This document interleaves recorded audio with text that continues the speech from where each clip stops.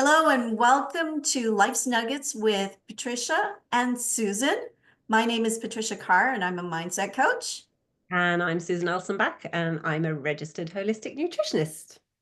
So today's topic is all about the sandwich generation. And what's really exciting, or maybe not so exciting, is that Susan is a living, breathing example of the sandwich generation. I'm in a sandwich. I never knew I was in a sandwich. So, but this is your life, right? And maybe we should talk about, well, what does that mean, the sandwich generation? How And would that you? means people who are caregivers for elderly parents and have children all at the same time. They're sandwiched in having to deal with both ends. And Susan, take it away because that is exactly what you're doing. Now your kids are older, but that's what you've been doing for a long time. Yeah, they're older.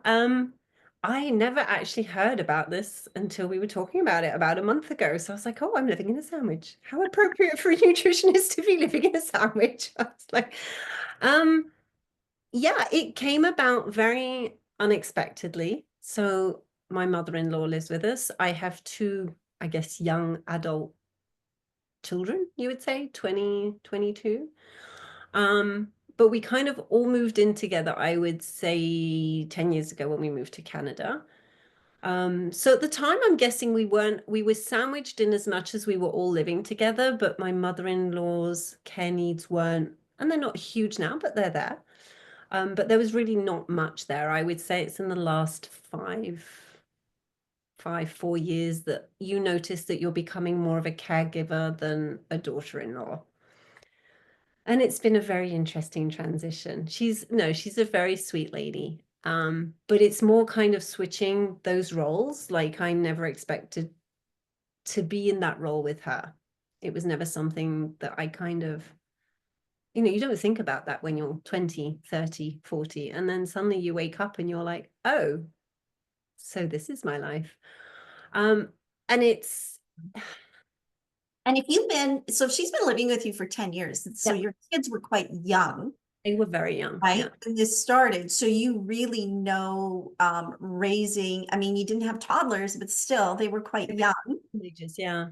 And so you've had to deal with that. Yeah. So it's interesting how the transition from daughter-in-law. So as she progresses, her needs get more and more. So you stop being a daughter-in-law so much as you are a caregiver. Yeah. And You've that's, always still had your kids that yeah. and they're adults and everybody has jobs and stuff, but Yeah. you still need to be there for your kids regardless, right? Well, this is it. That like to be like from an emotional, energetic kind of like to try and keep the energy to deal with everything. How has that experience been like for you? It's a really good question. Um, I'd say that over the years, there's no manual, right? It's not like you kind of wake up and there's a manual that tells you how to, and I know for her it was difficult to integrate our family because we were a family of four, right? We had our way of functioning. She moved in with us, so everybody had to shift and adapt, right? Um, And I'm not saying it was easy. It was difficult at times, right? You're like, because I did things a certain way. She's from a different generation. So I know that sometimes like that created tension. She never said anything, but I knew it was there. Um, and then as I said, and then we kind of settled. And then as she was getting older, the needs changed. And that's where we kind of started to realize that we don't have two children, we have three. Just one of them happens to be much older than the younger two. Um, it's as I said, I've learned over the years to kind of find those tools. It's not something that just happens.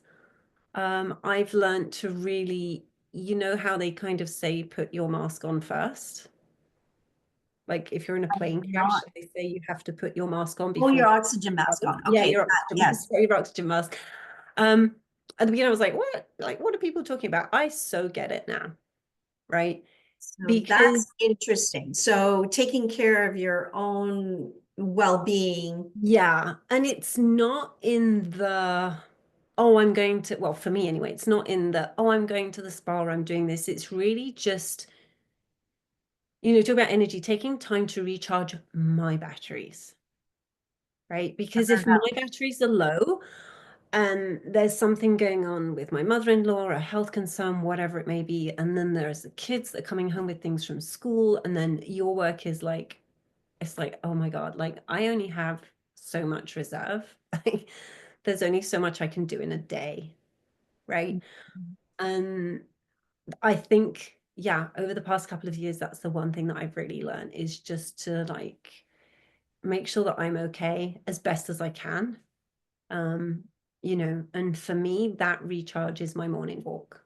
Like I get up earlier than everybody else because I literally get that 1 hour of peace and quiet and just go out and walk. And that's my recharging time, right? Because then my day can go south in various ways, but at least I've had that 1 hour where I'm just like, okay, I've been left alone. I've had no questions. I've had time with my thoughts. You're That's prepared been my coping as mechanism. best as possible for the day. That's Yeah, brilliant. this Yeah, is it. And I so love when the it. day, if it does go south, I just hold on like a little life raft. I hold on to that little hour going, well, at least I had that hour, Yeah, yeah. right? Wow. So when I was looking at, I've heard of sandwich generation for a long time, and I've worked with people who are struggling in that sandwich generation. And it's a really wow, fascinating place to be in. And we're not used to being in this place, but people are living so much longer now, and women are having children later in life. More and more families Yeah. are dealing with elderly parents, or let's say your parents, one passes away suddenly and now the other one needs help, This even is if it's just emotional help and sorting through the house if somebody has passed away. I mean, it's a huge thing when you still have young kids at home, yeah, to try and deal with it. So it can be really, really stressful. it can. And I think that's where we have to learn too. Um, I think we kind of think, we just take it on. It's just like one extra thing gets added, and you're just like, okay, well, I'll just deal with it, right? I think that's generally the mentality is I'll deal with it until we get to such a point, you know, whether you're in that sandwich situation or whether you're a caregiver, and I think especially for caregivers, um, generally speaking, even when I used to nurse, I'd see caregivers come in and they just weren't even aware how much of their life has now become completely revolved around their parent, their spouse sometimes, that they almost lost their identity. Like their identity was literally being a caregiver, Wow. right? And it Susan, was, I'm sorry. I've heard this, and just because of what you were just saying, I've actually heard that when one spouse is a caregiver of another spouse who's quite ill, let's say dementia or stuff, often it's the caregiving spouse that can often end up with the worst, pass, or end up having like because of the stress of everything. it's Can huge. you comment on that? Did you see that a lot? Oh, a lot. Because again, it's at the beginning, we think it's our role, it's our duty. I have to care for them. They're my husband, they're my wife, they're my mother, they're my father, they're my brother, whoever it is. And yes, we do. And again, sometimes it can be financial restraints, it could be social restraints, it can be all sorts of things that come into play that mean that these people find themselves in a 100% caregiver role, right? And but they don't, as I said, they don't realize they're there. And so when they're in it and you try and get them to step back, they all of a sudden they're like, oh my gosh. And then they feel guilty if they hand any of that caregiving role over to somebody else, right? There's this huge guilt that comes on them because it's like, this is my duty, this is what I should be doing. And it's like, but if that person has complex health issues, you haven't had that training to deal with it, right? As a nurse, I remember if I would work with elder people and I would see these families come in, I would care for them, I would look after them, I would do my utmost best for them. I was able at the end of my shift to go home, have my shower, get changed, and get on with my life. They don't do that, and they can't see that they're not doing that anymore because it is their life. Do you see what I mean? Yes, And that is fascinating. So and you're I see so that. ingrained in what's happening and you're Ah, on survival mode, just go, go, go. they go. You just don't see that that's all you're doing. And often when that spouse passes away, they're lost. They've lost friends. And it's not, when I say that, it's not even intentionally, it just happens. They lose friendships, they lose contact with things that they liked to do, that gave them energy, that gave them that battery to recharge, because suddenly, and I don't know where it's a fine line to draw, but I think we do have to learn to look for resources and not take it all on us, right? And to understand there's a very fine line between caring and loving someone and allowing external people in to help and support, right? To provide respite care. I don't know, I think it exists over here too, right? So even people, let's say, that have adult children with severe disabilities, often they need respite care. They need moments where they can just allow somebody else to worry. Well, you don't switch it off, but do you mean take a step back and go and do something that you're not worried or stressed? You know that somebody is looking after them for 2 hours and you can just go. And the issue is, though, when it's a partner or a parent, it's people find that if they do that, suddenly like, oh, I'm not fulfilling my duty and I'm not being a good son or a good daughter. And it's like, there's a very fine line. And I think it's something we do need to talk about. For sure. And that guilt, yeah, I think I Huge. understand where it comes from, but the flip side to that, if we're not taking care of ourselves, if we're not allowing other people to come in, Mm. I mean, we are depleted. And what happens, right? Because you also have children. If we're talking about, again, the sandwich generation, Yeah, it's not just the elderly, and sometimes they can be, there's a lot to going deal with on. there. But Yeah. now you've got children as well, regardless of what age they are. When I was reading about the sandwich generation and some of the stressors for that is the economic strain that now, depending on what's happening, you might be supporting not only raising children, but financially. Yeah, financially supporting.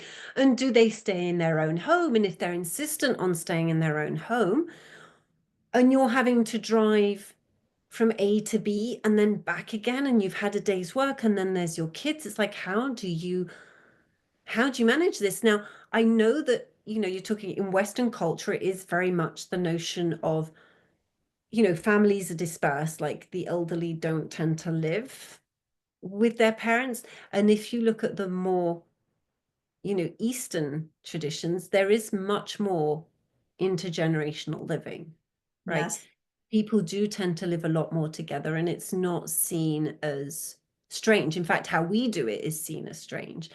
And as much as it can be a strain at times, having my mother-in-law actually live with us has indirectly been a blessing in disguise, because our kids actually have grown up essentially with her, right? They chat to her every day.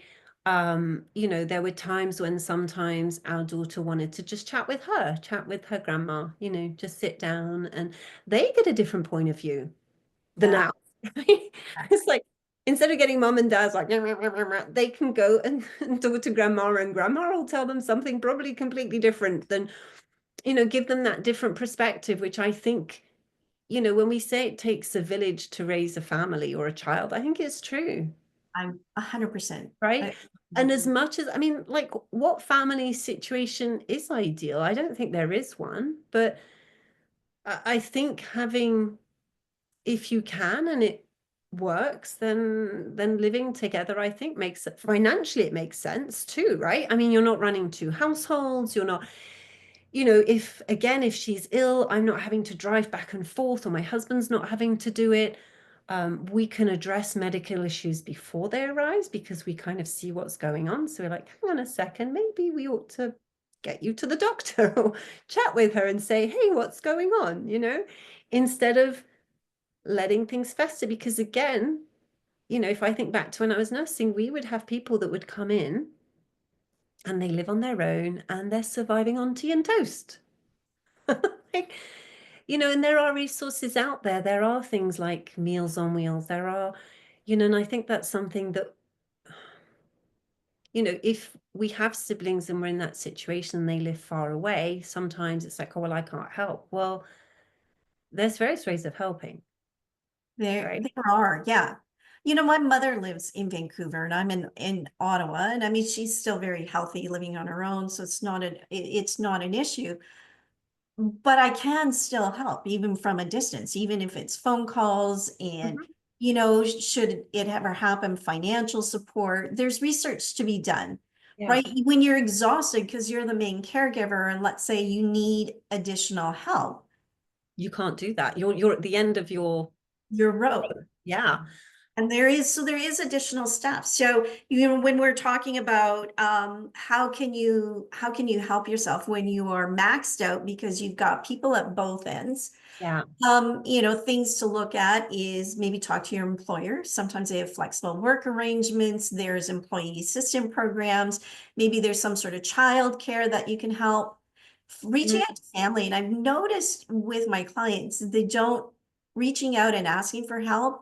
And I don't know if that's maybe just our North American culture, but they don't want to do that. And that's what you were talking about earlier. We have to take care of ourselves so that we can be present and available for our children and our elderly and whoever else we're caring for. yeah. So ask for help. Other people can do stuff and insist Yeah. I upon mean, it. I think you need to insist upon it. oh, I think so too. And again, you can be the main caregiver in as much as you're there physically, but like we just said, other people or family members can provide other support, right? Maybe they can set up appointments, maybe they can, as you said, look into resources. And we are going to be leaving in the information below, we'll be leaving like some links and different resources that if people listening to this are curious about, they can go in and have a look. Or if you're a family member and you know that you have somebody that's struggling with that, maybe this is something that you could have a look and then share with that caregiver, right? Because again, those caregivers are just worn out often. Or And you know what I think, and maybe this is just my own perspective, is that I think a lot of us maybe don't pay attention to what other people are doing with because maybe it's a cousin, maybe it's mm, it's a friend, or maybe it's a neighbor or something that maybe like that caregiver needs some help. And if you can and you have the resources, or even just be aware, just to be aware of what's going on. yeah. Um, Also as a resource on top of what you were talking about, Susan, I found on the Government of Canada site, there is a programs and services for seniors. And I was playing around in Great. there. Yeah, like So much. I didn't click on every little thing, but Yeah. holy crap, it's got tons of stuff in there.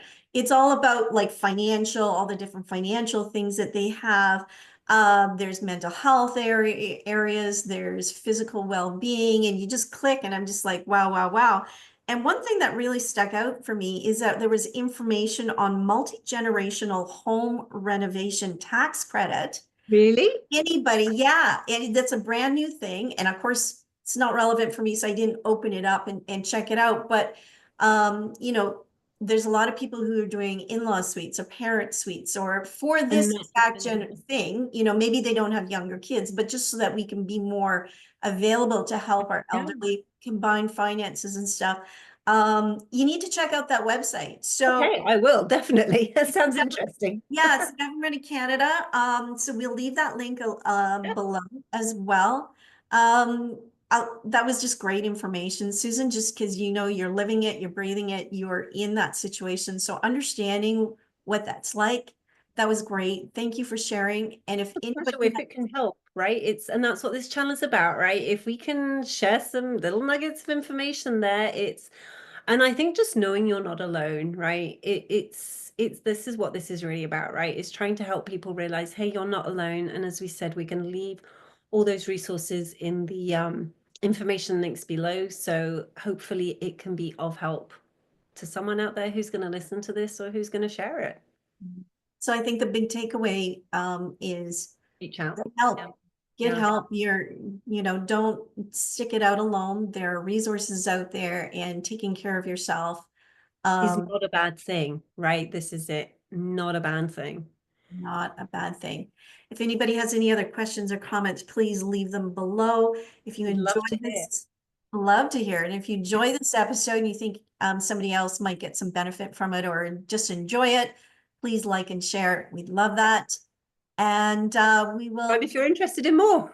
if you're interested in more, yes. Okay. So we will talk to everybody next time. Have a good rest of your day. Yeah, have a great afternoon. Bye.